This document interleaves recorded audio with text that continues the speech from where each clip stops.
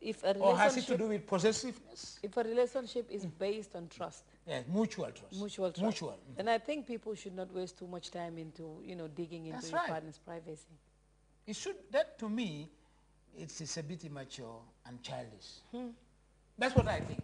Yeah, but of course, just I'm just talking from a psychological perspective. But when it comes to the individual, people are different. Some people really, even if the husband sits at home every night or every time, they will still be jealous. So also pathologically, it's in their blood. And that is not healthy. Because you go on imagining, you go on suspecting. I think in any real marriage, if you call it a true marriage, there should be healthy communication between the two people. Even between a child and a father, or a sister and a brother. But personally, Dr. Sidibe, do you believe there should be privacy?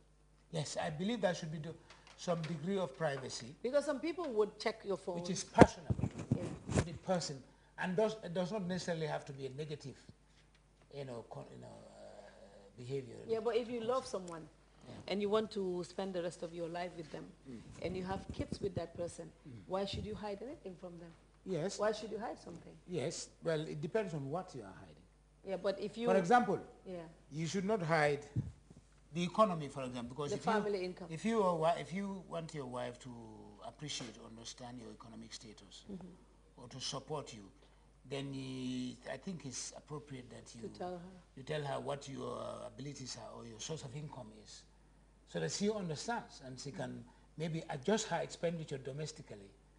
That in accordance with your income. You know what I mean? But when you hide, she may imagine that you have a lot of money, and yet you are hiding. So that's another thing.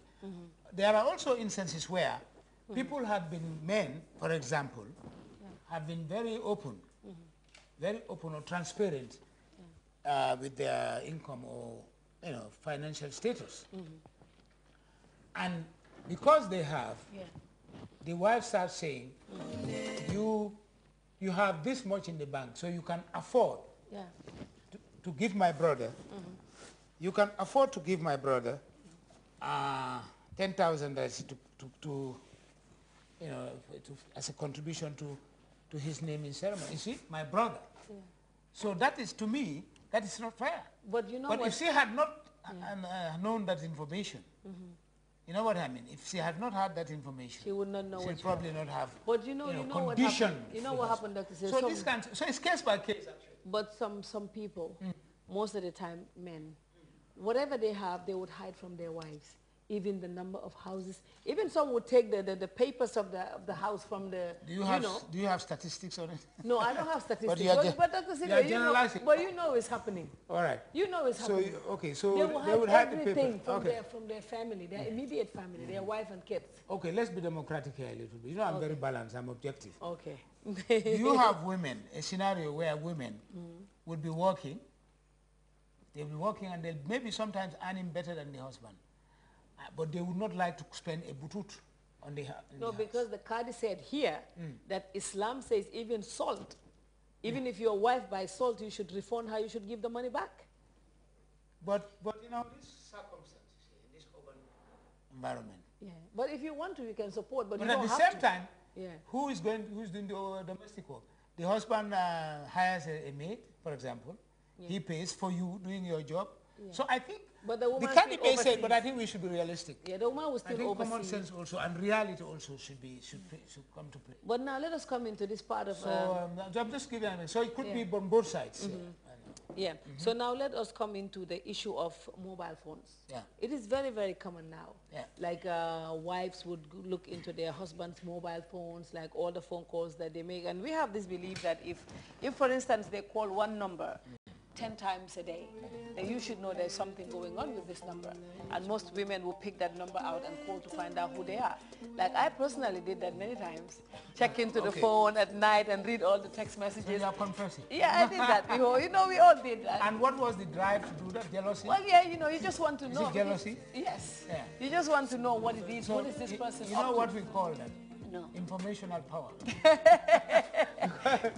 We'll come to that later. Yeah. Anyway, go ahead. So yeah, I try to do that. I check into the phone. I read all the text messages, and then at some point it did not make any sense to me. Yeah. Because each time you find, you get something. And the energy. And then what did you get? Because some people would do this at night. Like I was doing it at night. You would run with the phone, go into one room and start searching, and you lose your sleep. Yeah, and then you would never stop this man. Imagining. You would never stop this man. That's right. And at some point, they will start deleting them. Then when they know you check into their phones, they come home, they will delete all the numbers, and then you check their numbers, you find out that the whole day they make 3 calls, and you know that does not make sense. Yeah.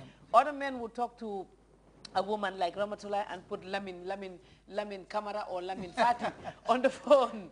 So now... You seem to be very knowledgeable. I know these things. As if you've done research on this. I know them. No, when you are through, I will just give some general advice.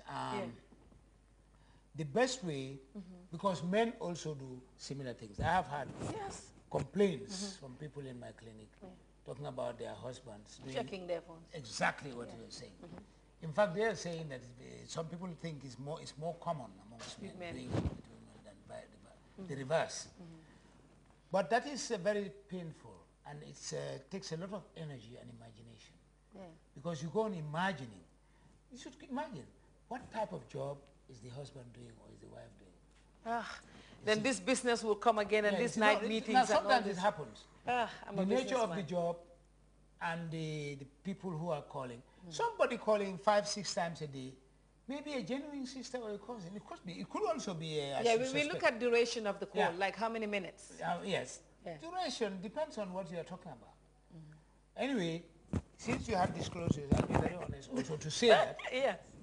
The nature of my job, dealing with people who have psychological problems. Initially, my wife was a jealous also. Who are all these people calling? But later, I would tell her, oh, can you kindly pick the phone? Take the message. Then she found out that this man is in need. Up to anything. And normally some of them would say, openness. Who was talking? Was it a man or a woman? No, I said, it could be a man. It could be a man passing a message from a woman. So why do you think it's a man? No, but why would why would a man or a woman a man call getting a message across for a woman? I think you said that the tricks. But openness is very important. If a man feels that he's not into anything, if a man feels that he's being honest to his wife, why can't they just put their phone on the table? And their wife can go into their phone anytime. What is wrong with that? Yes. That's not a problem, right? That's right.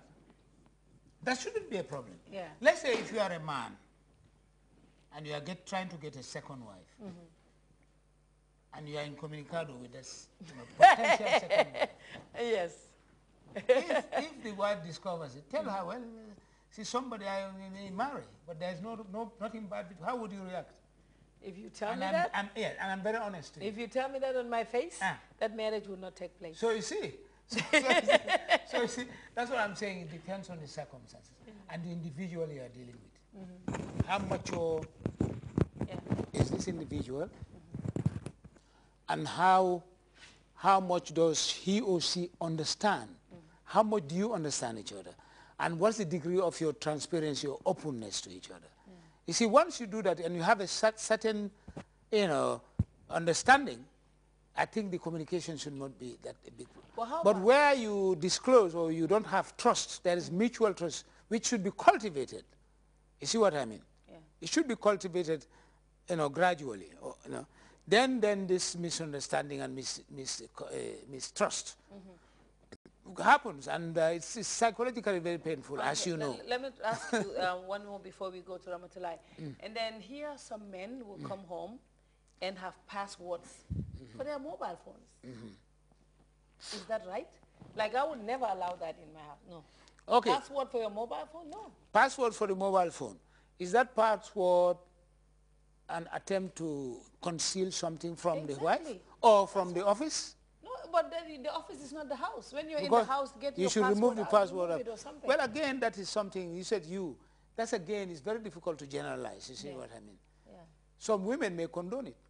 Let's say if you had other women here, they may condone it because they trust their husbands. Some may, and some may not. Because it means you are being dominant. You are saying, I will never accept. Yeah. You know what I mean? I don't have a password for my phone. Why should you have one for yours? And your husband has access to Well, my phone is open. It's open, has access to it. It's open. And you I don't have nothing to hide. And you don't have another phone. Yeah, I can say the same thing, like I'm looking for a second husband. Come on, Fatma. Now let's that go is to... very un-Gambian. Let's go to Ramatullah. Yes, let's hear